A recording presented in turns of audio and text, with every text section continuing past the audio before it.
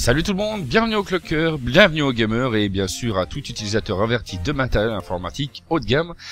Nous vous souhaitons la bienvenue sur cette nouvelle vidéo de déballage qui, comme à l'accoutumée, sera présentée par CtrlFix et moi-même. Aujourd'hui, nous aimerions vous montrer une carte vidéo de la marque Asus, une carte bien spéciale puisqu'il s'agit d'une carte BGPU, la Mars 760. C'est une carte ROG, mais avant on commence par la boîte comme l'accoutumée et on vous dit à tout de suite.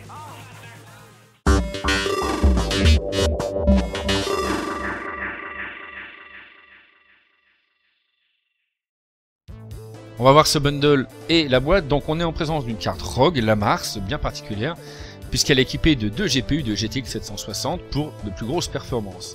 Au niveau des features, la boîte nous présente 4 Go de GDDR5, le FSA, le Physics et le SCI pour un 4-way SLI, donc la présence de 2 cartes du même niveau. On continue pour faire le tour de la boîte, donc on est toujours avec du rouge et du noir de la gamme Mars. Au dos, le sempiternel système DirectFCU 2 avec plusieurs éléments au niveau du visuel. On aura le PCB, on va avoir le double radiateur puisqu'on va avoir 2 radiateurs vraiment indépendants pour chaque GPU et le système de ventilation avec ce nouveau style du DirectFCU 2. Une petite information sur la connectique, sur tout ce qui existe, les fréquences qui seront appliquées et encore quelques petits éléments sur les sorties disponibles. Ensuite, au niveau des textes, on va avoir des informations vraiment sur le PCB avec ses 12 étages d'alimentation, toujours le Super Alloy de Asus. Le système de ventilation DirectFCU 2, on en a déjà parlé. Asus nous promet 20% de refroidissement en plus. Et une petite notice sur le logo Mars qui est éclairé en rouge, comme toutes les cartes de la gamme ROG Mars. On va ouvrir la boîte maintenant et pouvoir découvrir ce qu'il y a à l'intérieur. Donc on découvre cette boîte avec un visuel direct sur la carte vidéo puisqu'on a une petite fenêtre en plastique pour voir l'intérieur et quand on ouvre donc on voit cette magnifique Mars 760. On a aussi une petite manette ROG qu'on va pouvoir utiliser directement sur notre boîtier s'il est de type métallique ou bien directement sur notre frigo si notre femme le permet. Toujours comme d'habitude un emballage soigné. Pour chaque constructeur on a toujours des petites mousses de plastique qui protègent tout cela. Ensuite, on a un adaptateur 2x6 pins vers un 8 pins, puisqu'on rappelle que l'alimentation de cette carte se fera par un double 8 pins. On a aussi un adaptateur TVI vers HDMI. On continue avec la petite pochette que l'on retrouve au fond. Alors pas grand chose, on va voir déjà le premier, c'est le speed setup, c'est les infos générales de la carte avec un guide d'utilisation rapide. On a aussi le CD-ROM avec tout ce qui est driver et le fameux logiciel GPU Tweak pour l'overclocking et pour le monitoring. Voilà, le bundle est terminé, on va passer maintenant à la suite avec le reste, c'est-à-dire la carte en elle-même.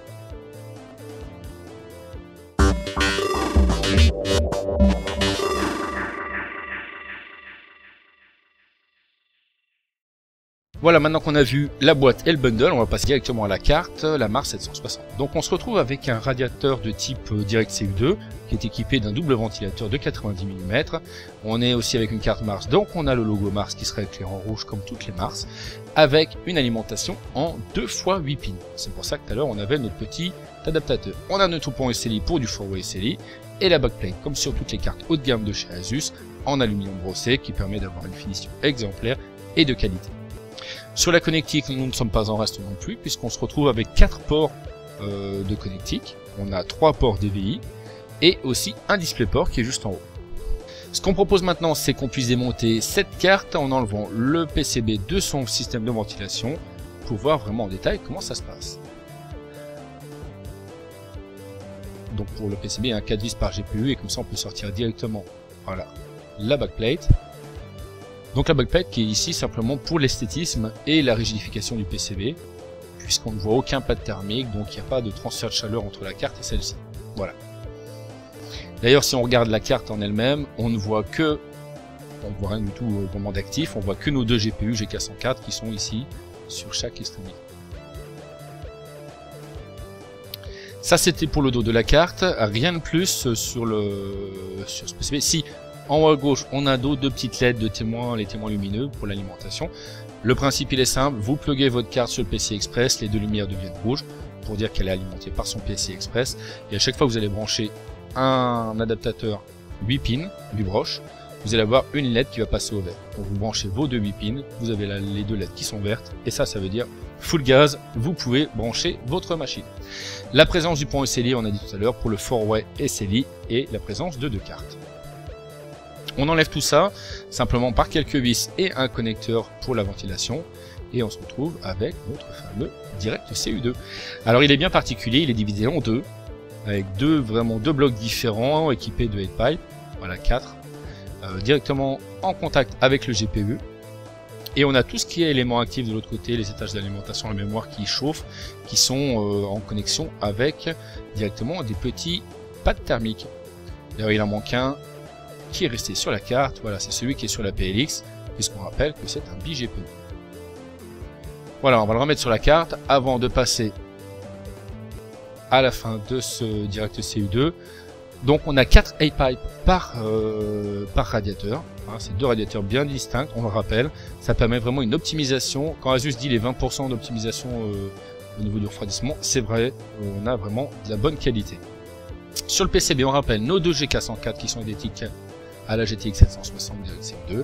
On a nos puces mémoire, on a dit tout à l'heure qu'on avait 4 Go de GDDR5, tout simplement pour chaque GPU, on a 2 fois 2 Go. C'est de la marque Hynix, c'est pas aussi bien que la Samsung qui monte très haut en overclocking, mais ça suffira déjà bien pour cette carte. On passe à l'alimentation, donc on a 5 étages d'alimentation par GPU, 5 x 2, 10, plus un étage d'alimentation pour la PLL, et pour chaque GPU, on a un étage d'alimentation pour la mémoire. Ce qui fait au total 13 étages d'alimentation. La puce PLX qu'on a parlé tout à l'heure pour la gestion du SI. Alors on rappelle vraiment ce que c'est que cette puce, hein, c'est vraiment celle qui va faire l'interconnexion entre les deux puces graphiques pour gérer une image au final. Voilà ce que l'on pouvait dire pour cette GTX 760 Mars, la carte haut de gamme de la marque. On espère que la vidéo vous a plu. Quoi qu'il en soit, vous pouvez toujours la commenter directement sur YouTube, sur notre chaîne, sur le forum overclockingmadeinfrance.com, sur le site internet, sur le Facebook, sur le Twitter, hashtag OMF_com. Quoi qu'il en soit, on vous remercie d'avoir visualisé cette vidéo et on vous souhaite une excellente journée.